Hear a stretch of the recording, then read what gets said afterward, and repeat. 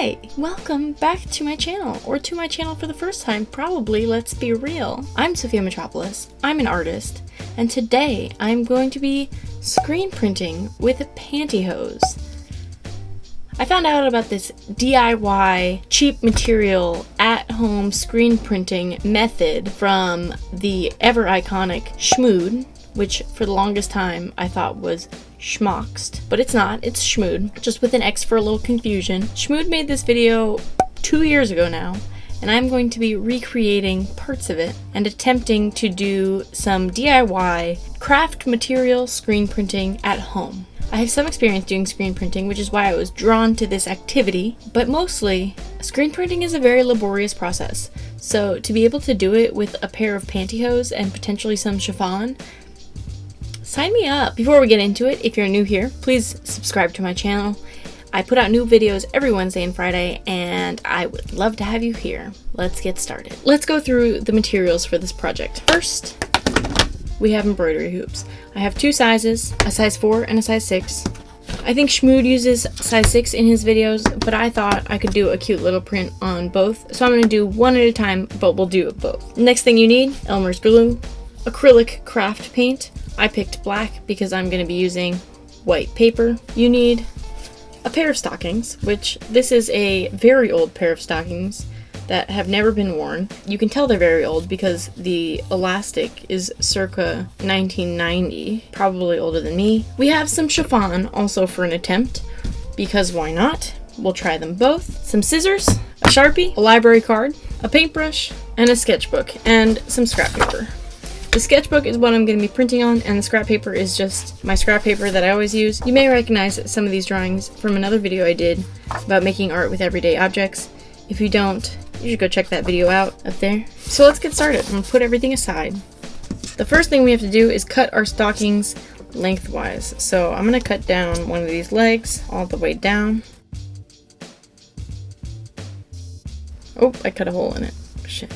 They made it look easier in the video that I watched, but okay, we're proceeding. I made some holes by accident, but this is what we're working with. Wow, when you see it like that, you can really see we got some decay happening. Since this pair of stockings is so old, I am gonna use this on the smaller embroidery hoop rather than the bigger one. So we're gonna use this on the size 4. So Schmood says to put the small hoop down, and then put the fabric on top, stretch the fabric over top, and then put the big hoop. Now, he makes this video with his sister, his ever-evolving sister. If you've watched the video, you know what I'm saying. So they got a tag team to do this. I don't, so we're just gonna do this DIY style.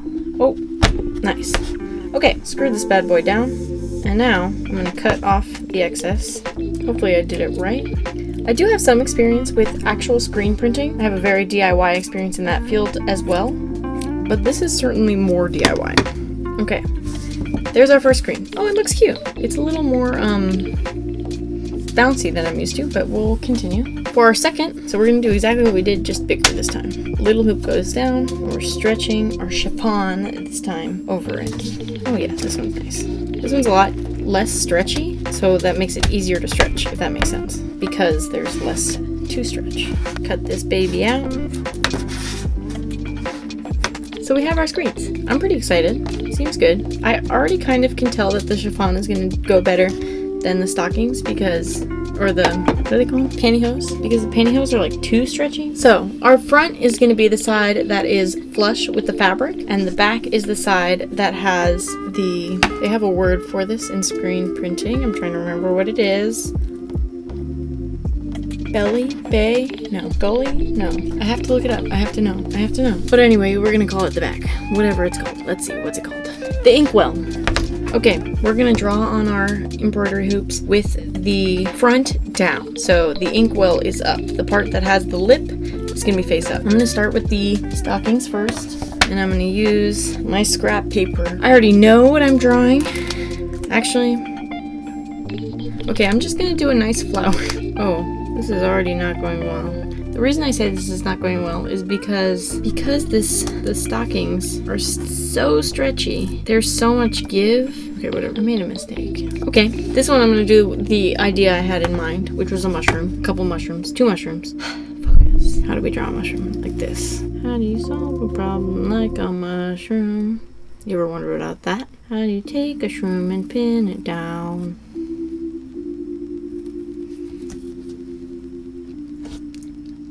2 little mushrooms. Should I draw something else? Yeah, maybe some like stars, some like little emoji sparkles. I don't feel like I did this totally correct, but we're gonna run with it. It looks kind of cool in my scrap paper though. Now, it seems that there are 2 systems, and both involve glue. I have this little tray for my glue.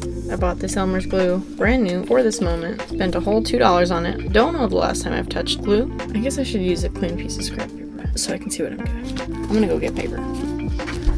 Mission accomplished. I got some sun-stained hot pink paper. I feel like that will do the trick. So, it seems there are 2 approaches. When you paint in with the glue, when you fill the screen with the glue, if you will, any part that is filled won't have ink pass through it. So any part that is not filled will have ink pass through it. Which means, if we just color in the drawing, the whole thing will pass through. If we black out everything but the drawing, only the drawing will pass through. So I'm gonna start with the flower, and I'm gonna try to do everything but the flower. Alright, I don't think it matters which side you put the glue on. His other complaint when I was watching his video was that he couldn't tell where the glue was once it dried, but I wonder if because I'm using a different color stocking and chiffon, well I guess the chiffon is white, but the stocking beige, not nude, because it's not everybody's nude. Maybe it'll work differently. Let me know in the comments what your first thoughts are of this process. I'd love to hear them. Have you ever done any real screen printing? Have you ever done any DIY screen printing? In the video, he also finishes off with using an emulsion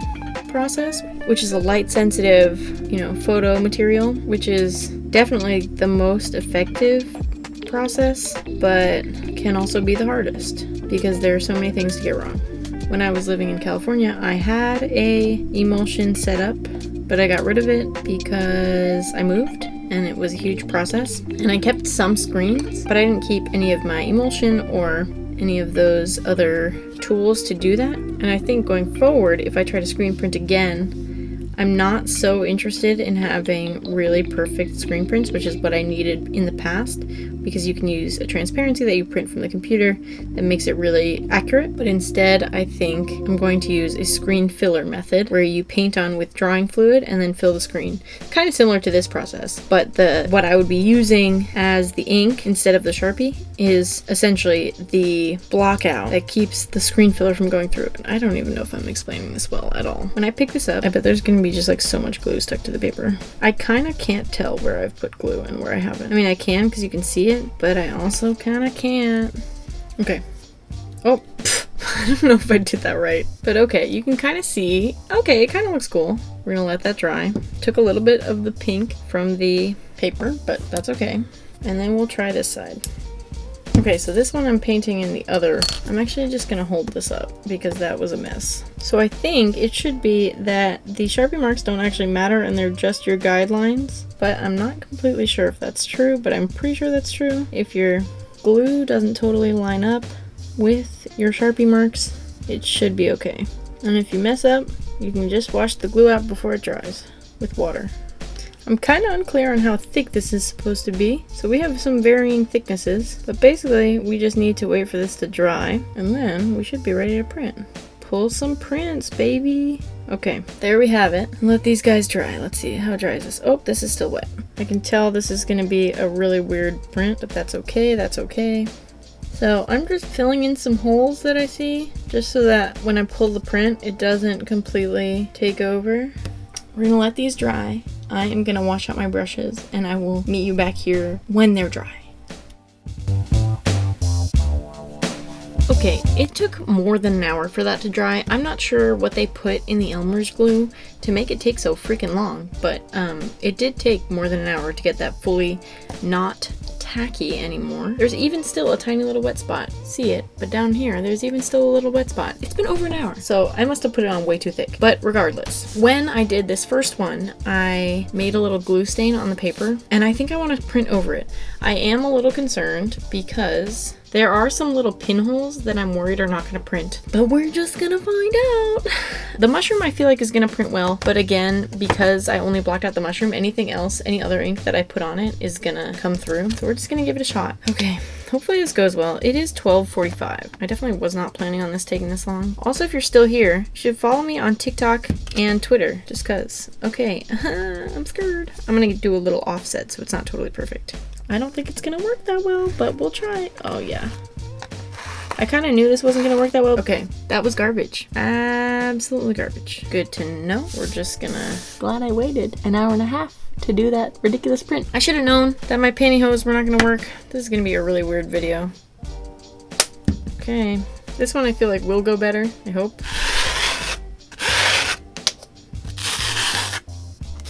How the heck? Okay, that was way too much ink.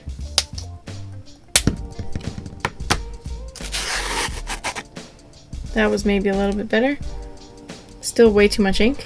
It's like there's no balance between too much ink and the right amount of ink. Cool, cool, cool. Oh no. My library card! This is an old library card, but still. I'm gonna be completely honest. I feel deceived. His came out way better than mine did. Because this went wrong, I'm gonna have to put it in the title that it's gonna go wrong. So I guess at this point, you probably knew that it was gonna go wrong, but me, in my present state, I didn't know that this was gonna go wrong. So I'm a little disappointed, Schmood. This is not the Schmood. But anyway, I hope you enjoyed watching me make some mistakes. So this one, my theory with this one is it didn't work because of all these little pinholes. And then this one, the gauge, like in screen printing, you would know what the gauge of the silk is. If it was a silk screen, this is chiffon, but it would let you know how much ink is gonna pass through. And this has a pretty big, like I can see it with my eyeballs, which is bigger than most silk screens. And I guess stockings kind of work the same way with like the denier. I feel deceived and I'm pretty upset. Like I'm not like gonna do anything about it, but like I wanted it to work. I mean, I guess it looks okay from really far away, but it's way too much ink. So we're gonna wrap this up here.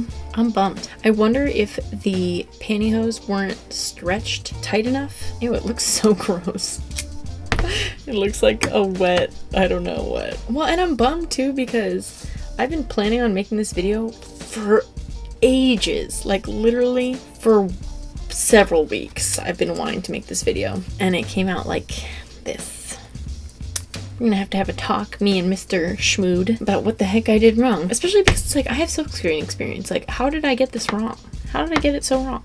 Well, another one for the books. Thank you so much for watching. I hope you enjoyed my difficult experience with this process. I wish it turned out better for all of us, but you knew that it wasn't gonna end up well and you still clicked on the video. So thanks for that. I appreciate your support there. If you have any ideas for other how-to DIY things that I should try, or if you know what I did wrong, you should let me know in the comments. I really don't want to put out a video where I did the whole thing wrong, but like, I guess that's what we're gonna do, you know? It's like, what, am I gonna make a whole new video because this didn't work? I mean, in some world I would, but I'm not gonna. Thanks for watching. I'm Sophia Metropolis. My art is better than this usually, I promise. Bye!